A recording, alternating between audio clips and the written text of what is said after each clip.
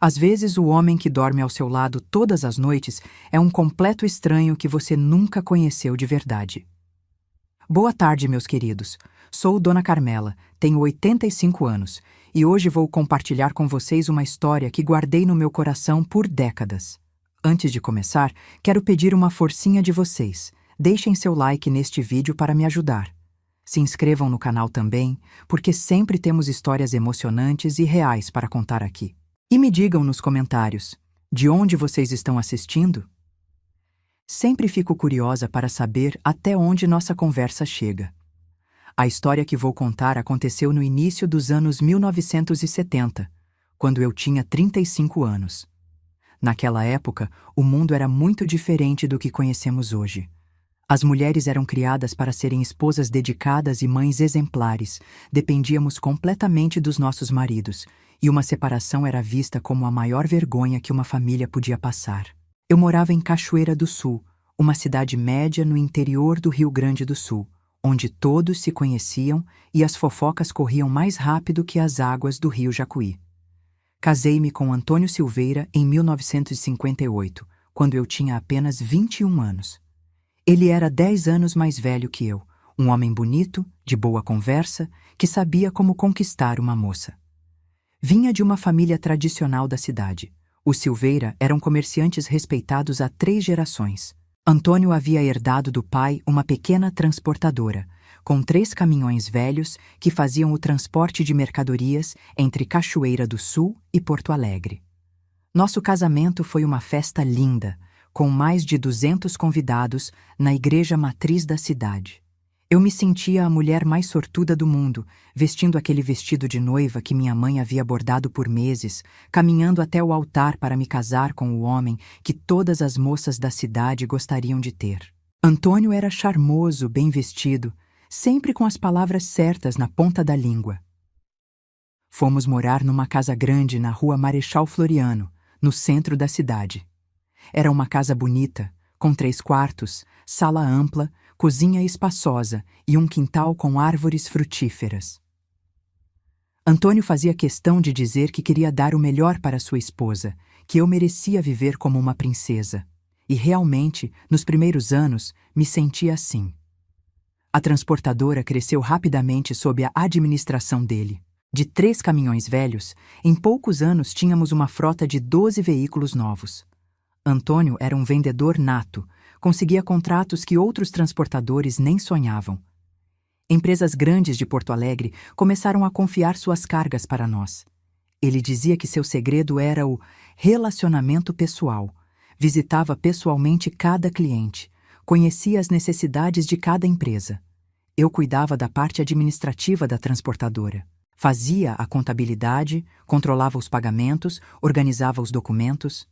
Antônio sempre dizia que eu tinha uma cabeça boa para números, que a empresa funcionava bem porque éramos uma equipe perfeita. Durante o dia, ele saía para visitar clientes ou acompanhar as viagens dos caminhões. Eu ficava no escritório, que funcionava no térreo da nossa casa, cuidando da papelada. Nossa rotina parecia perfeita. Antônio saía cedo pela manhã, sempre muito bem vestido, com seus ternos impecáveis e sapatos brilhando. Voltava no final da tarde, às vezes um pouco mais tarde, quando tinha que resolver problemas com alguma carga ou cliente. Jantávamos juntos.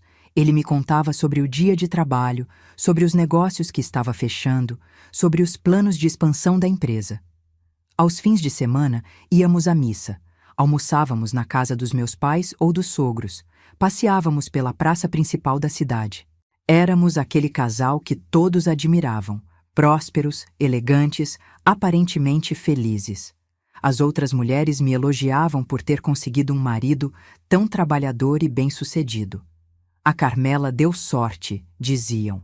O Antônio é um homem de ouro. A única sombra na nossa felicidade era o fato de eu não conseguir engravidar. Depois de 5 anos de casamento, já era motivo de comentários na cidade. Consultamos médicos em Porto Alegre, fizemos todos os exames disponíveis na época. Os médicos não encontravam nada de errado comigo, diziam que era questão de tempo e paciência. Antônio, nesses momentos, se mostrava compreensivo e carinhoso. Não se preocupe, meu amor, dizia ele, me abraçando. Quando Deus quiser, nossos filhos virão. Enquanto isso, somos felizes assim, só nós dois.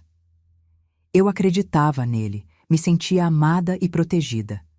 Antônio era atencioso, me trazia presentes das suas viagens, perfumes, tecidos finos, pequenas joias.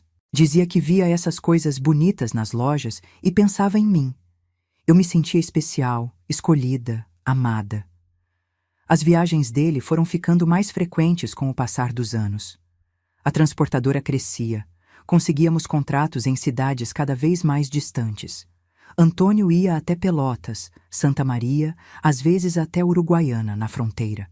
Ficava fora 2, 3 dias por semana. Sempre voltava com histórias interessantes, com novos contatos, com perspectivas de novos negócios. É preciso estar sempre presente, Carmela, explicava ele. Negócio se faz cara a cara, olho no olho. Não adianta mandar outros fazerem o que só o dono pode fazer. Eu admirava sua dedicação, sua ambição. Realmente os resultados apareciam. Nossa conta bancária crescia constantemente, compramos móveis novos para a casa. Antônio trocou de carro 3 vezes em 5 anos. Chegamos ao ponto de ter a maior transportadora da região, com contratos exclusivos que rendiam muito dinheiro.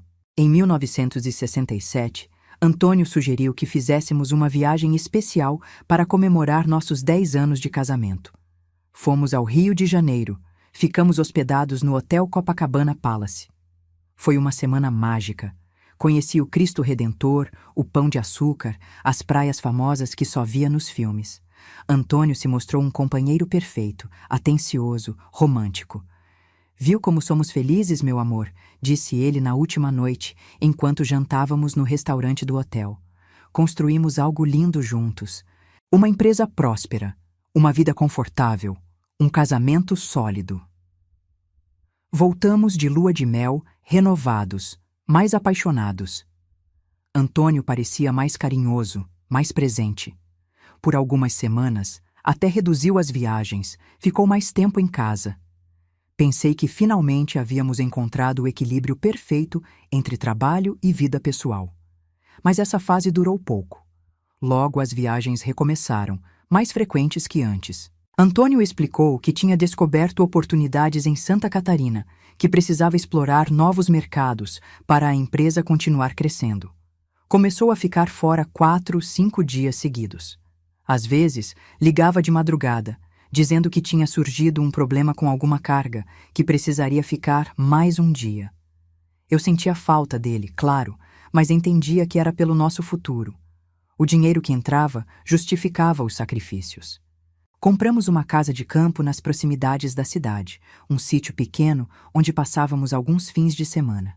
Antônio falava em aposentadoria precoce, em viajar pelo mundo, em aproveitarmos a vida que havíamos construído juntos. Durante suas ausências, eu me dedicava completamente aos negócios. Conhecia cada cliente, cada motorista, cada detalhe da operação. Os funcionários me respeitavam, me procuravam para resolver problemas quando Antônio não estava.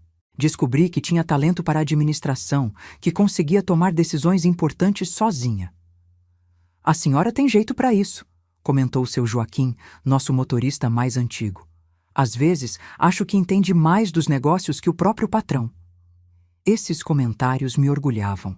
Sentia que era uma parceira de verdade, que contribuía efetivamente para nosso sucesso. Quando Antônio voltava das viagens, eu tinha sempre boas notícias para dar.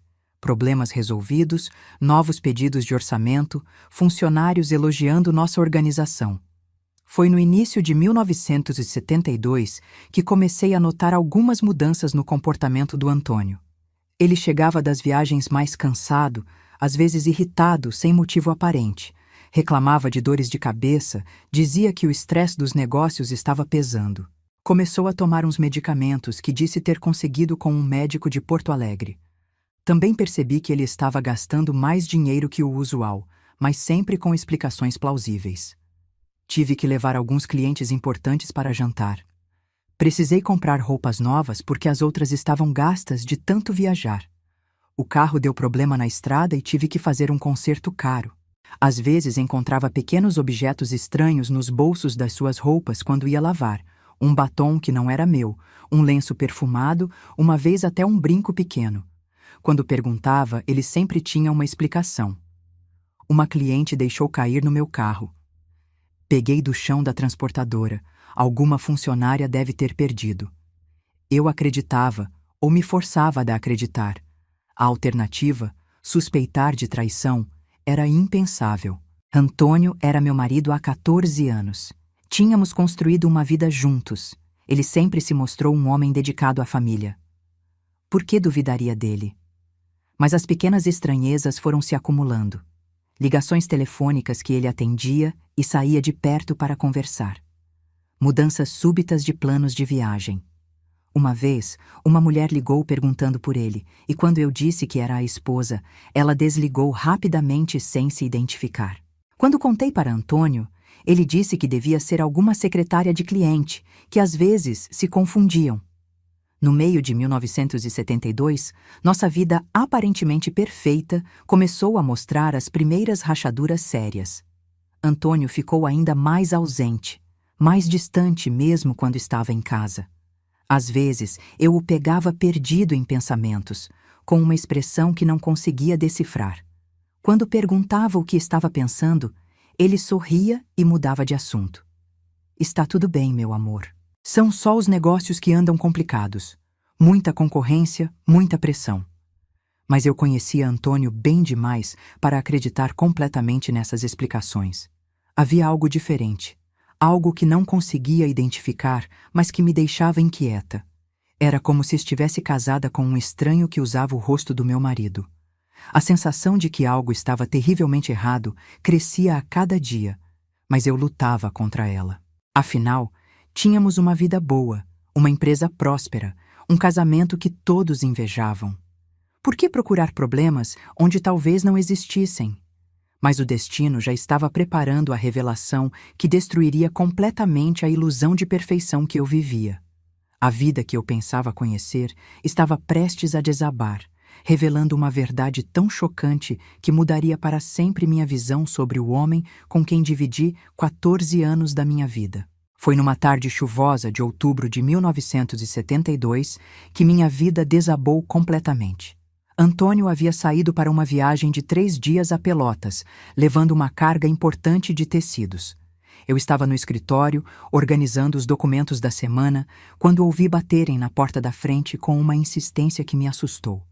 Abri a porta e me deparei com uma mulher que nunca havia visto antes. Era jovem, devia ter uns 25 anos, com cabelos loiros compridos e uma barriga proeminente.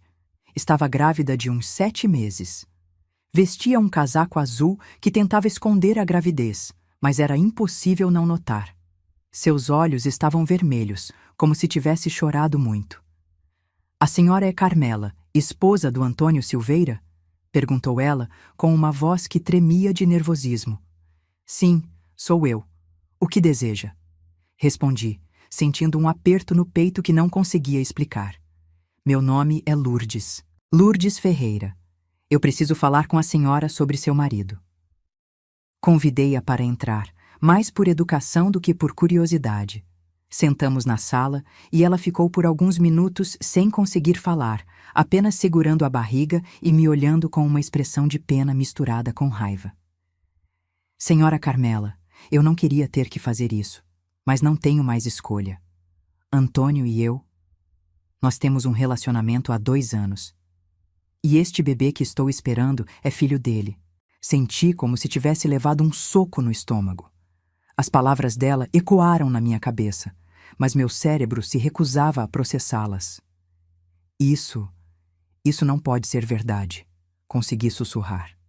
Lourdes abriu a bolsa e tirou várias fotografias. Eram dela e Antônio juntos, abraçados, sorrindo, claramente íntimos. Numa delas, ele beijava sua testa enquanto ela mostrava a barriga já evidente. Em outra, estavam num restaurante que reconheci como sendo de Santa Maria, brindando com taças de vinho. Nos conhecemos em março de 1970, numa festa em Santa Maria. Ele disse que era separado da esposa, que morava sozinho, que estava procurando uma companheira para recomeçar a vida. Começamos a nos encontrar toda semana. Ele alugou um apartamento pequeno na cidade só para nossos encontros.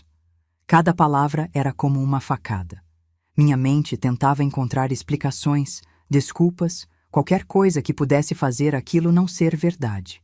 Mas as fotografias não mentiam, e a barriga dela era uma evidência impossível de negar. "Por que está me contando isso agora?" perguntei, a voz saindo rouca. "Porque quando engravidei, ele prometeu que se separaria da senhora, que assumiria nosso filho, que nos casaríamos. Mas faz 3 meses que fica enrolando, inventando desculpas. Ontem descobri uma coisa que mudou tudo." Lourdes respirou fundo antes de continuar, como se estivesse se preparando para dar uma notícia ainda pior. "Uma amiga minha trabalha no salão de beleza da Vera Santos, em Pelotas. Ela me contou que a Vera também está grávida de Antônio, de 5 meses. E não é só ela. Tem a Marlene, de Uruguaiana, que já teve um filho dele ano passado. A Sônia, de Santa Maria, que ele sustenta num apartamento há 3 anos. E tem mais, senhora Carmela. Tem muitas mais." O mundo começou a girar ao meu redor. Segurei no braço da poltrona para não desmaiar. "Muitas mais?" repeti, sem conseguir acreditar no que estava ouvindo. "Ele não tem apenas uma amante, senhora. Antônio tem dezenas de mulheres espalhadas por todo o interior. Todas acreditando que são especiais, que ele vai largar tudo por elas.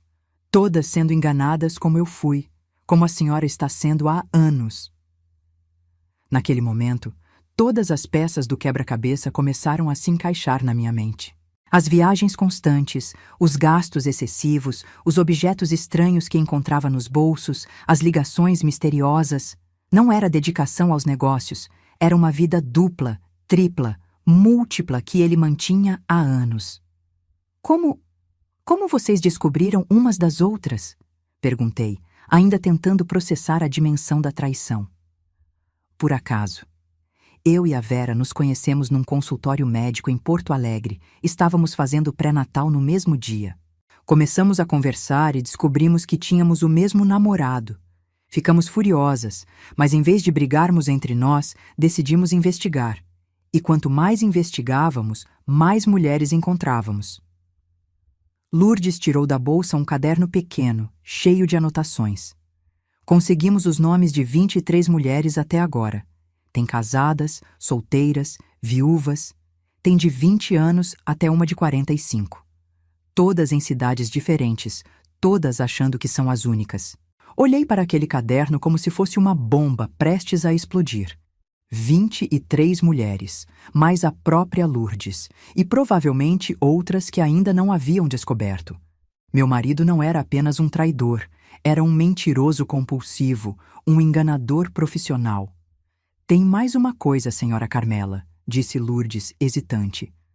"Antônio tem um caderno onde anota tudo sobre essas mulheres. Datas, gastos, promessas que fez. A Marlene conseguiu ver quando ele esqueceu aberto no carro. É como se fosse um negócio para ele, como se nós fôssemos mercadorias que ele administra. Um caderno. Ele tinha um registro organizado das traições. A descoberta de que havia método, planejamento, organização naquela traição múltipla me deixou nauseada. Não era impulso, não era fraqueza momentânea. Era algo calculado, frio, sistemático. "Onde está esse caderno?" perguntei, embora não tivesse certeza se queria saber a resposta. "Deve estar com ele, ou escondido em algum lugar. Por isso vim procurar a senhora. Preciso que ele assuma a responsabilidade por este bebê. Mas também acho que a senhora tem o direito de saber quem realmente é o homem com quem está casada." Após Lourdes sair, fiquei sentada naquela sala por horas, olhando para as fotografias que ela deixou sobre a mesa. Antônio sorrindo para outra mulher, beijando-a, tocando sua barriga grávida. Em uma das fotos, ele usava a camisa verde que eu havia passado com tanto carinho na semana anterior.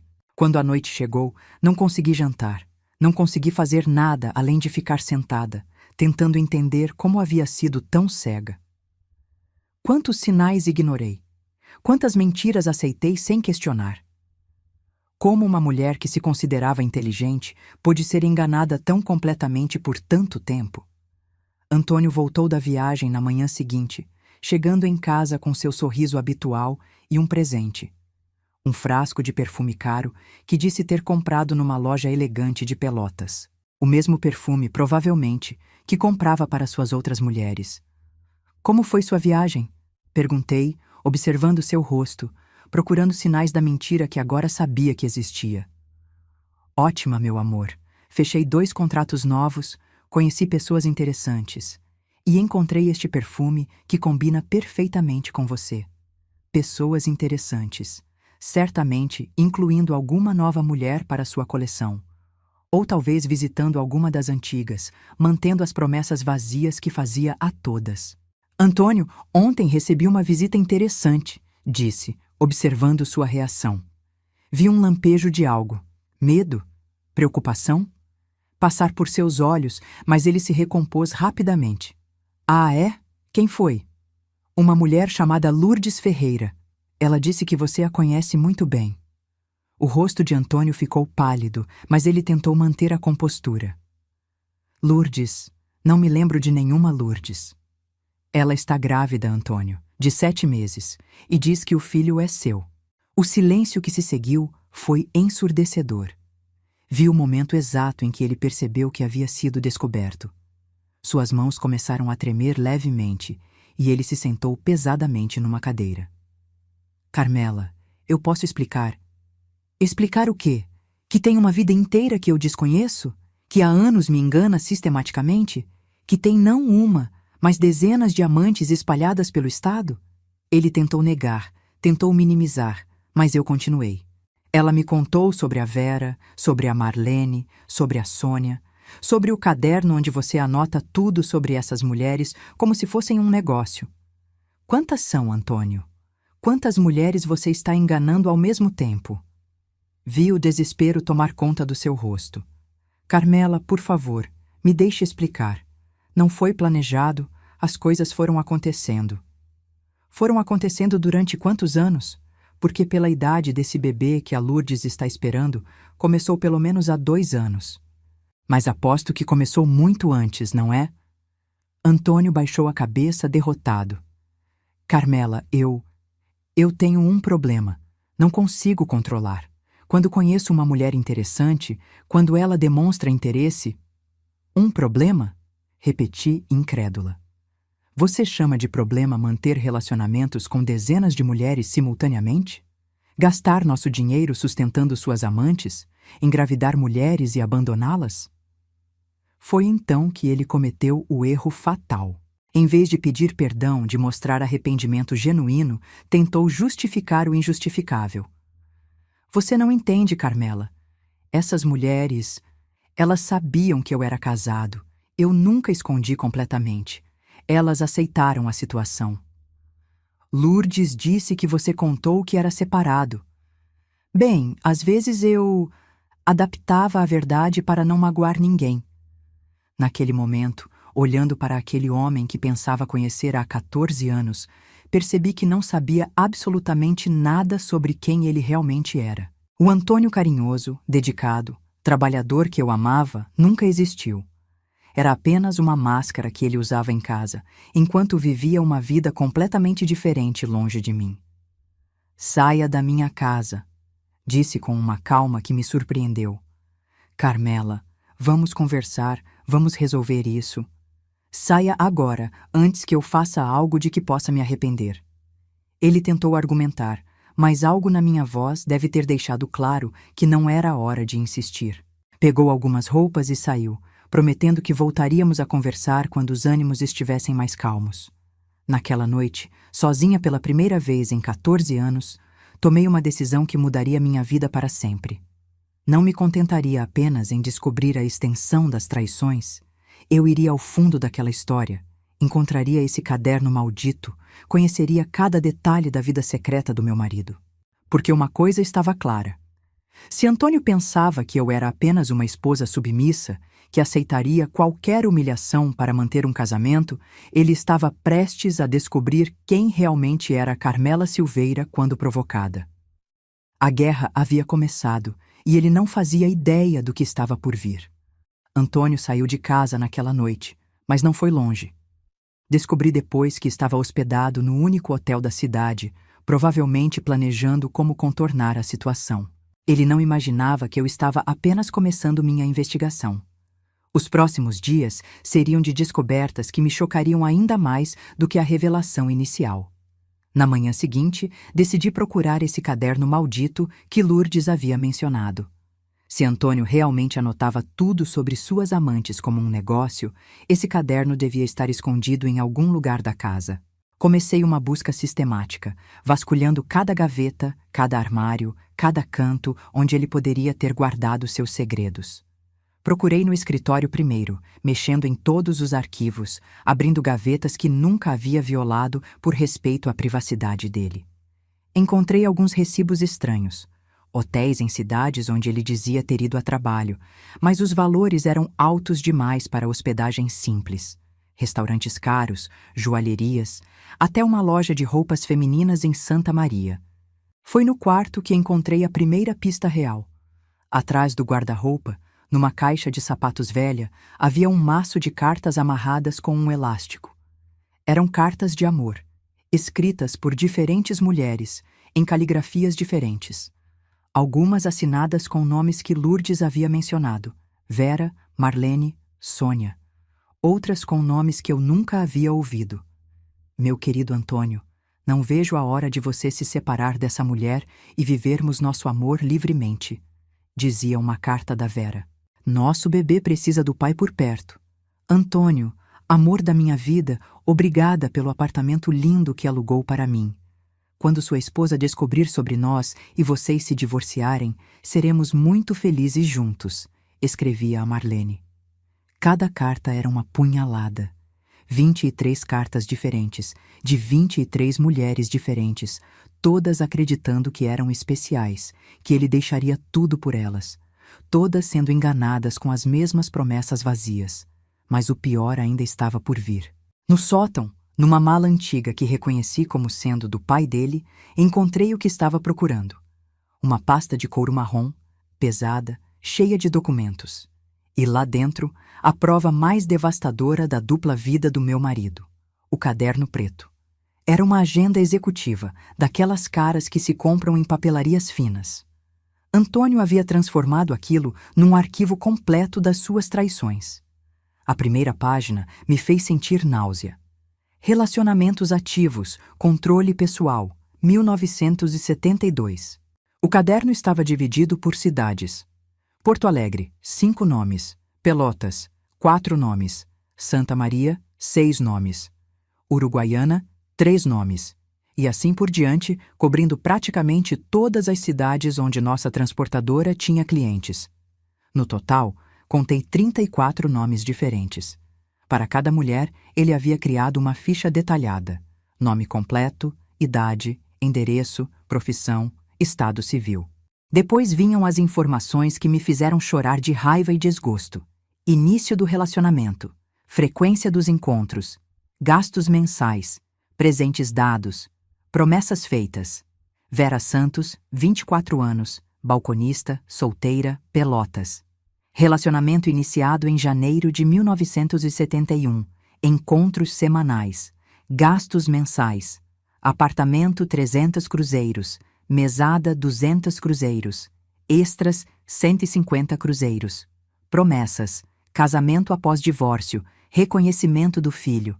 Marlene Ribeiro, 28 anos, costureira, viúva, uruguaiana. Relacionamento iniciado em maio de 1970. Encontros quinzenais. Gastos mensais.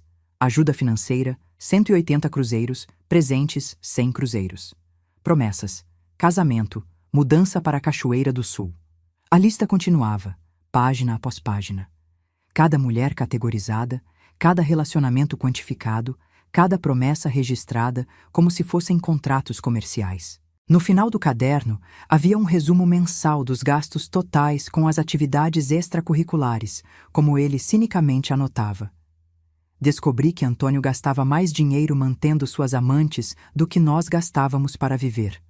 Apartamentos alugados em 5 cidades diferentes, carros comprados para 3 delas, joias, roupas, viagens, até móveis. Tudo isso sendo pago com o dinheiro da nossa empresa, dinheiro que eu ajudava a ganhar trabalhando como uma condenada na administração. Mas o que mais me chocou foram as anotações pessoais que ele fazia sobre cada uma. Rosa está ficando muito exigente, considerar encerramento em dezembro. Cláudia suspeita que sou casado, diminuir frequência dos encontros. Luciana tem potencial para longo prazo, aumentar investimento. Eram pessoas, mulheres com sentimentos, sonhos, esperanças, e ele as tratava como mercadorias que podia descartar quando não lhe fossem mais úteis ou convenientes. Havia também uma seção que ele chamava de situações de risco. Eram os casos das mulheres grávidas, das que estavam pressionando por casamento, das que tinham descoberto sobre outras. Lourdes estava na lista, com uma anotação recente.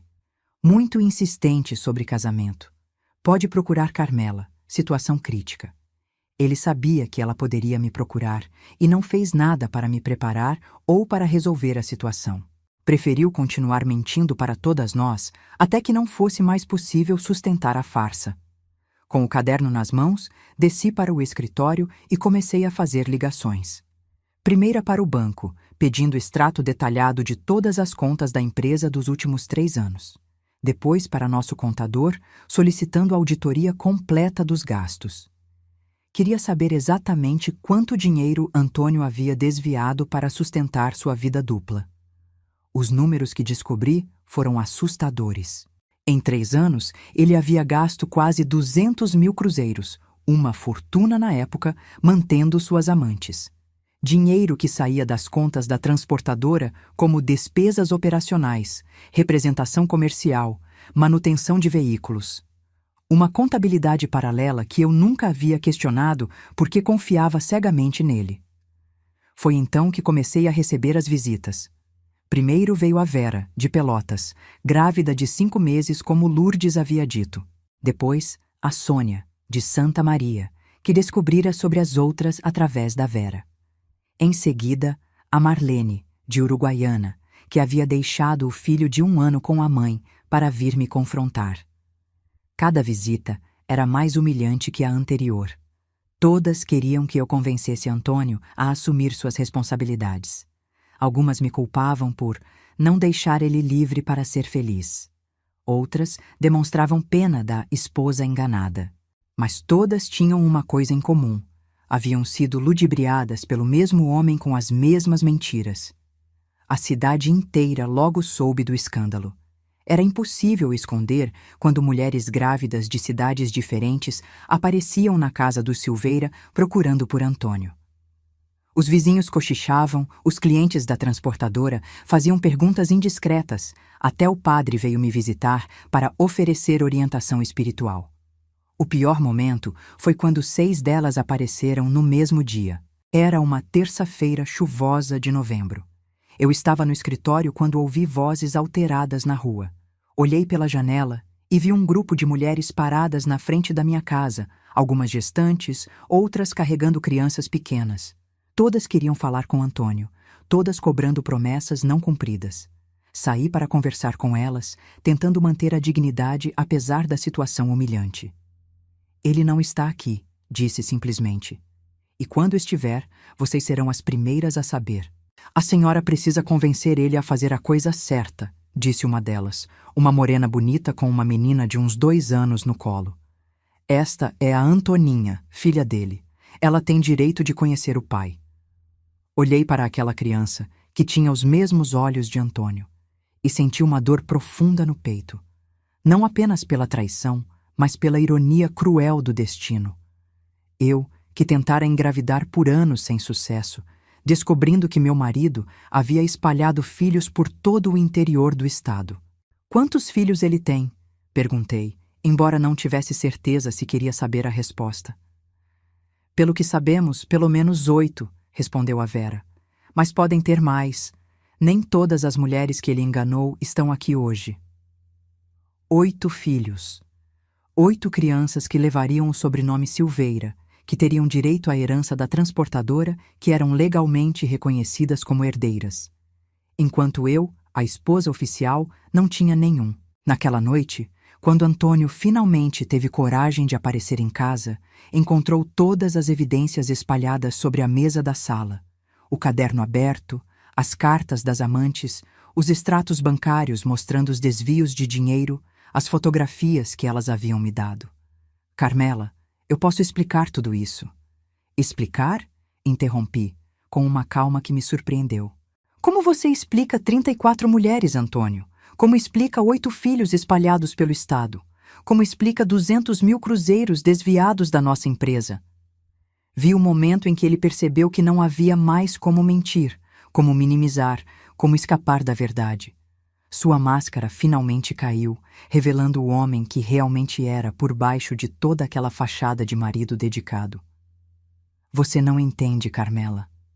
Eu tenho necessidades que uma só mulher não consegue satisfazer. Não é nada pessoal contra você. Aquelas palavras foram a gota d'água. Depois de 14 anos de casamento, de trabalhar lado a lado construindo um negócio, de ser uma esposa dedicada e fiel, ele resumia nossa relação a não é nada pessoal. Saia da minha casa, disse levantando-me, e não volte mais. Carmela, vamos resolver isso como adultos. Podemos chegar a um acordo. O único acordo que aceito é o divórcio. E você vai pagar por cada centavo que roubou, por cada mentira que contou, por cada mulher que enganou. Antônio saiu naquela noite e não voltou mais. Mas sua saída foi apenas o início da tempestade que se abateu sobre nossas vidas. As consequências das suas ações estavam apenas começando a aparecer, e logo descobrimos que o escândalo das múltiplas traições seria o menor dos nossos problemas. A verdade tinha vindo à tona, mas o preço de revelá-la seria muito mais alto do que qualquer um de nós poderia imaginar. Com Antônio fora de casa e a verdade exposta, pensei que o pior havia passado.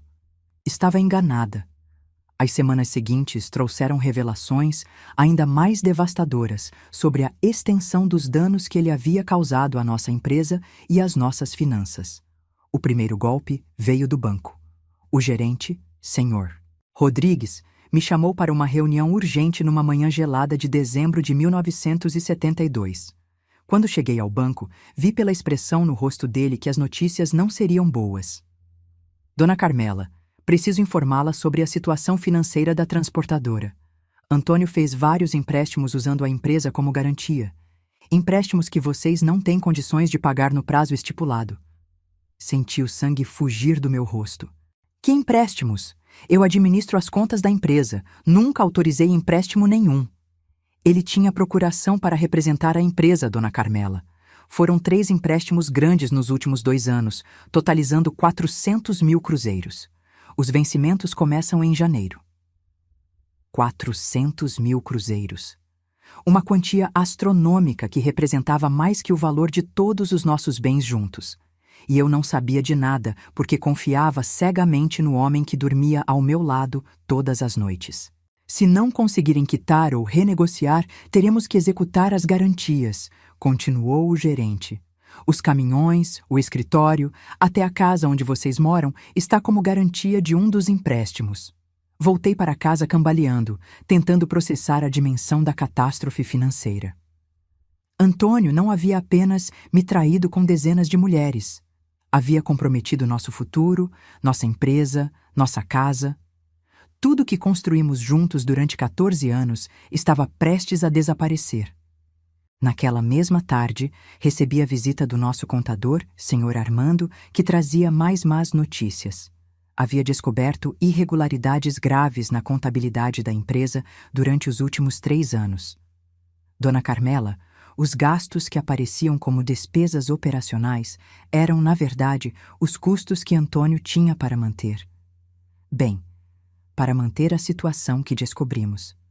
Apartamentos alugados em nome da empresa, carros comprados como veículos de trabalho, mas que, na verdade, eram para as outras mulheres.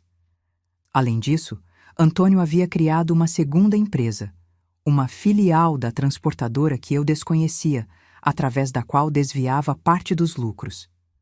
Uma empresa fantasma que existia apenas no papel, mas que havia drenado dinheiro real dos nossos cofres durante anos. A situação ficou ainda pior quando começaram a chegar as intimações judiciais. 7 mulheres diferentes entraram com ações de reconhecimento de paternidade e pedido de pensão alimentícia para seus filhos. Como Antônio não tinha bens em seu nome, tudo estava no nome da transportadora, as ações foram direcionadas contra a empresa. São 8 crianças no total, explicou o Dr. Henrique, o advogado que contratei para me defender. Se todas as ações forem procedentes, a empresa terá que pagar pensão para 8 menores. Isso representa cerca de 40% do faturamento mensal da transportadora. 40%. Mesmo que conseguisse salvar a empresa das dívidas bancárias, não teria como manter as operações pagando pensões para 8 filhos ilegítimos do meu ex-marido. Durante esse período terrível, Antônio simplesmente desapareceu. Ninguém sabia onde estava. Não aparecia no hotel da cidade, não dava notícias para a família, não atendia aos chamados do advogado. Havia fugido covardemente, deixando para mim a responsabilidade de limpar a bagunça que criou. As consequências sociais foram quase tão devastadoras quanto as financeiras. Em cidades pequenas, escândalos desse tipo marcam as pessoas para sempre. Eu me tornei a mulher do Antônio Silveira, conhecida não pelos meus próprios méritos, mas pela tragédia do meu casamento. Algumas pessoas me tratavam com pena exagerada, como se eu fosse uma inválida emocional. Outras demonstravam uma curiosidade mórbida, fazendo perguntas indiscretas sobre como eu não percebi nada durante tantos anos. Havia até quem insinuasse que eu era conivente, que devia saber de alguma coisa para ter ficado tanto tempo casada com um homem assim. Os clientes da transportadora começaram a cancelar contratos. Algumas empresas alegavam questões morais. Não queriam associar suas marcas ao escândalo. Outras tinham preocupações práticas sobre a estabilidade financeira da nossa empresa. Em 2 semanas, perdemos metade da nossa carteira de clientes. Os funcionários também começaram a procurar outros empregos. Nossos motoristas, que sempre foram leais, ficaram preocupados com a possibilidade de falência. Alguns até se ofereceram para trabalhar sem salário por algumas semanas. Mas eu não podia aceitar. Não era justo com eles. Foi numa noite de janeiro de 1973, quando estava sozinha no escritório tentando encontrar uma saída para aquele pesadelo, que tomei a decisão mais importante da minha vida. Não ia me entregar. Não ia aceitar passivamente a ruína. Se Antônio havia destruído nossa empresa com suas mentiras, eu a reconstruiria com minha verdade. Primeiro, precisava enfrentar a situação financeira. Vendi minha aliança de casamento, meus brincos de diamante, o colar de pérolas que ganhei de presente de 15 anos de casamento. Com esse dinheiro, consegui quitar o menor dos empréstimos e renegociar os outros 2. Depois, fui atrás dos nossos antigos clientes, um por um. Não para suplicar, mas para mostrar que a transportadora Silveira não era apenas o Antônio, era também Carmela, que sempre cuidou da parte administrativa, que conhecia cada detalhe das operações, que nunca falhou em cumprir um prazo ou entregar uma carga. Dona Carmela, disse o Sr. Carlos, diretor de uma fábrica de móveis que era nosso cliente há 10 anos, sempre soubemos que a senhora era a alma daquele negócio. Antônio era bom de conversa, mas quem fazia a coisa funcionar era a senhora. Aos poucos consegui reconquistar alguns contratos. Não todos, mas o suficiente para manter a empresa funcionando em escala reduzida. Tive que vender metade da frota de caminhões para pagar dívidas, mas mantive os melhores veículos e os motoristas mais competentes. A parte mais difícil foi lidar com as questões legais relacionadas às crianças. Por mais que odiasse Antônio, não podia culpar crianças inocentes pela irresponsabilidade do pai. Cheguei a um acordo com as mães. Pagaria uma pensão reduzida para cada criança, desde que elas não executassem os bens da empresa. Foi um sacrifício financeiro pesado, mas era a coisa certa a fazer. Além disso, parte de mim se identificava com aquelas mulheres. Todas havíamos sido enganadas pelo mesmo homem, todas éramos vítimas das suas mentiras. Durante esse processo de reconstrução, descobri capacidades que nunca soube que tinha. Sempre fui boa com números e organização, mas agora precisava aprender vendas, negociação, liderança. Tive que visitar clientes sozinha, dirigir caminhões quando necessário, carregar caixas quando faltavam funcionários. Em junho de 1973, 6 meses após a descoberta das traições, a transportadora Silveira estava funcionando novamente. Menor que antes, com menos recursos, mais estável e honesta. Mudei até o nome. Passou a se chamar Transportes Carmela Lida. Não queria mais nenhuma associação com o sobrenome que me trouxe tanta vergonha. Foi nessa época que conheci Roberto Fonseca, um comerciante de Porto Alegre que se tornou um dos meus maiores clientes. Ele era viúvo, pai de 2 filhos adolescentes, um homem íntegro que admirava minha determinação em reconstruir a empresa sozinha. Nunca vi uma mulher com tanta coragem, comentou ele durante uma de nossas reuniões de negócios. A maioria das pessoas teria desistido depois do que passou. Roberto se tornou mais que um cliente. Foi um conselheiro, um amigo, alguém que acreditou em mim quando eu mesma duvidava da minha capacidade. Nosso relacionamento se desenvolveu lentamente, baseado no respeito mútuo e na admiração genuína. Em outubro de 1973, um ano após a descoberta das traições, recebi uma notícia que fechou definitivamente aquele capítulo da minha vida. Antônio havia sido encontrado numa cidade pequena do interior de Santa Catarina, trabalhando como vendedor de uma loja de ferramentas. Estava vivendo com outra mulher, mais uma vítima das suas mentiras, e novamente prometendo casamento e um futuro brilhante. O advogado me procurou para saber se eu queria tomar alguma providência legal contra ele. Pensei por alguns dias e decidi que não. Antônio já havia perdido tudo o que realmente importava: a empresa que construímos juntos, o respeito da comunidade, a família que poderia ter tido. Estava pagando o preço das suas escolhas, vivendo uma vida de mentiras e fugas constantes. Deixe ele com a consciência dele, disse ao Dr. Henrique. Minha vingança é ter conseguido reconstruir tudo que ele tentou destruir. E era verdade. A Transportes Carmela havia se tornado uma empresa respeitada novamente. Pequena, mas sólida. Honesta, mesmo que menos lucrativa. E, o mais importante, era minha. Construída com meu trabalho, minha determinação, minha integridade. No final de 1973, Roberto me pediu em casamento. Foi um pedido simples, sem romantismo exagerado, mas com sinceridade que há muito não ouvia de um homem. Carmela, admiro a mulher que você se tornou. Não quero ser seu salvador, você já salvou a si mesma. Quero ser seu companheiro, construir algo novo juntos. Aceitei, mas com uma condição: ele teria que assinar um acordo pré-nupcial protegendo minha empresa. Havia aprendido da pior forma possível que confiança cega pode custar muito caro. Roberto aceitou sem hesitação. Sua independência é uma das coisas que mais admiro em você, disse sorrindo.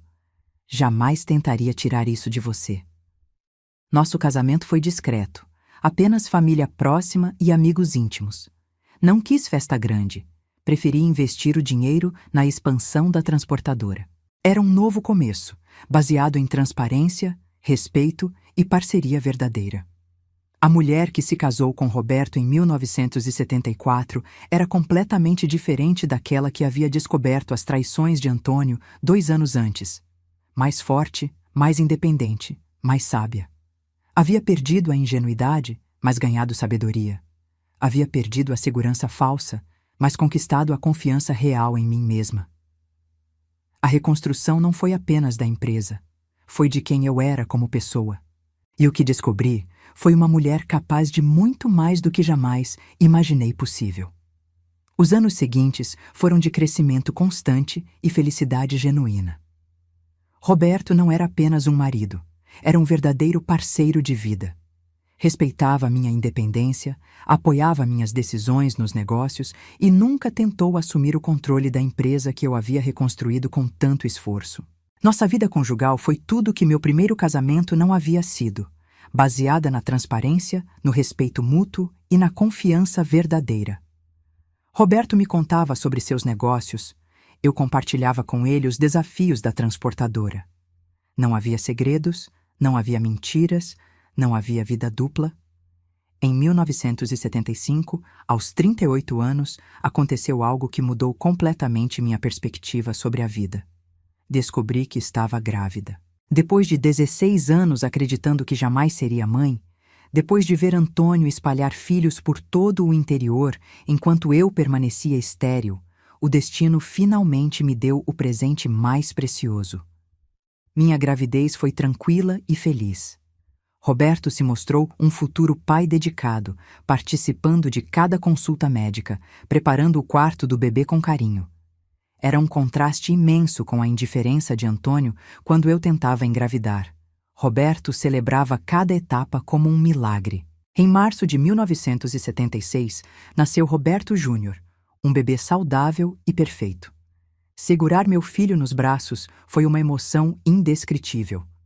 Depois de tantos anos de frustração, de me sentir incompleta como mulher, finalmente compreendia o que era ser mãe. Aos 39 anos, descobri que o timing de Deus é sempre perfeito. 2 anos depois, veio Maria Fernanda, completando nossa família. 2 filhos lindos e saudáveis, criados num lar estável e amoroso. Roberto se revelou um pai excepcional, presente, carinhoso, participativo na educação das crianças. Enquanto minha vida pessoal florescia, a Transportes Carmela continuava crescendo. Em 1978, já tínhamos uma frota de 15 caminhões novos e atendíamos clientes em 3 estados. A empresa que Antônio quase destruiu se tornou maior e mais próspera do que jamais foi quando estávamos casados. O sucesso não passou despercebido na região. Jornais locais fizeram matérias sobre a empresária que reconstruiu seu negócio sozinha. Recebi convites para palestrar em associações comerciais sobre empreendedorismo feminino. Me tornei uma referência para outras mulheres que enfrentavam dificuldades conjugais ou profissionais. Durante esses anos prósperos, ocasionalmente recebia notícias sobre Antônio através de conhecidos que o encontravam em suas andanças. As histórias eram sempre as mesmas: promessas vazias para mulheres ingênuas, empregos que não duravam, relacionamentos que terminavam em decepção e abandono. Em 1979, soube que ele havia tentado montar uma pequena transportadora em Santa Catarina, usando o dinheiro de uma mulher que conheceu. O negócio faliu em 6 meses, quando descobriram que ele desviava recursos para sustentar outras amantes. Mais uma vez, fugiu deixando dívidas e corações partidos para trás. A ironia da situação não me escapava. Enquanto eu construía uma empresa sólida baseada na honestidade e no trabalho duro, ele continuava tentando conseguir dinheiro fácil através de mentiras e manipulação. A vida estava nos mostrando qual caminho realmente levava ao sucesso duradouro. Em 1981, aconteceu algo que me deixou profundamente triste, mas que também trouxe uma lição importante. Recebi a visita de Lourdes, a primeira mulher que havia me procurado para revelar as traições de Antônio. Ela estava mais velha, cansada, acompanhada de um menino de uns 9 anos, o filho que esperava quando me procurou pela primeira vez. Dona Carmela, vim agradecer, disse ela, com lágrimas nos olhos. Quando me separei do Antônio, pensei que minha vida havia acabado, mas vendo como a senhora conseguiu recomeçar, encontrei forças para reconstruir minha própria vida. Lourdes havia se casado com um homem decente, que aceitou seu filho como próprio. Trabalhava como professora, tinha uma vida simples, mas digna. Seu filho crescera saudável e feliz, chamando o padrasto de pai. Se não fosse por aquele dia terrível em que tive coragem de procurar a senhora, talvez ainda estivesse esperando promessas mentirosas do Antônio. A senhora me ensinou que é possível ser forte sozinha. Essa conversa me fez perceber que talvez minha história tivesse servido de inspiração para outras mulheres que passaram pela mesma situação. A dor que vivi não havia sido em vão se ajudou outras pessoas a encontrarem sua própria força. Os anos 1980 trouxeram crescimento constante para a empresa e estabilidade completa para minha família. Roberto Júnior e Maria Fernanda cresciam cercados de amor e oportunidades. Estudavam nas melhores escolas, tinham aulas de música e idiomas, viajavam conosco para conhecer o mundo. Era gratificante poder oferecer aos meus filhos tudo o que eu nunca tive, não apenas conforto material, mas principalmente a segurança de um lar estável, com pais que se amavam verdadeiramente e que estavam sempre presentes. Em 1985, recebemos uma notícia que fechou definitivamente o capítulo Antônio Silveira em nossas vidas. Ele havia morrido num acidente de carro numa estrada do Paraná, voltando de mais uma de suas viagens de negócios. Tinha apenas 58 anos, mas, segundo testemunhas, aparentava muito mais idade. O álcool e a vida desregrada haviam cobrado seu preço. A notícia me trouxe sentimentos contraditórios. Não senti alegria com sua morte. Apesar de tudo, ele havia sido importante na minha vida durante muitos anos. Mas também não senti tristeza profunda. Era mais um sentimento de encerramento, de alívio por saber que aquele ciclo estava definitivamente fechado. O mais triste foi descobrir que ele morreu sozinho. Nenhuma das mulheres que ele havia enganado apareceu no velório. Seus próprios filhos, os 8 que reconheceu legalmente, estavam espalhados pelo país. Alguns nem sabiam que ele havia morrido. Uma vida inteira de relacionamentos superficiais e mentirosos havia resultado numa morte solitária. Roberto, com sua sabedoria e generosidade, sugeriu que pagássemos o enterro. Não pelo que ele foi, mas pelo que ele representou na sua história. Sem ele, você nunca teria descoberto sua verdadeira força. Concordei, e fomos ao funeral. Roberto, eu e nossos filhos pequenos. Não por saudade ou perdão, mas como um gesto de fechamento, uma forma de mostrar que eu havia superado completamente aquela fase da minha vida. Olhando para o caixão durante a cerimônia, pensei em como nossas escolhas determinam nosso destino. Antônio escolheu a mentira, a desonestidade, a irresponsabilidade, e colheu solidão, fracasso e morte prematura. Eu escolhi a verdade, o trabalho duro, a reconstrução, e colhei sucesso, amor verdadeiro e uma família linda. Hoje, aos 85 anos, olho para trás e vejo como o destino realmente fez justiça. Não através de uma vingança cruel que eu pudesse ter planejado, mas através das consequências naturais das escolhas de cada um. A Transportes Carmela hoje é administrada pelos meus filhos. Roberto Júnior cuida da parte operacional, Maria Fernanda da administrativa.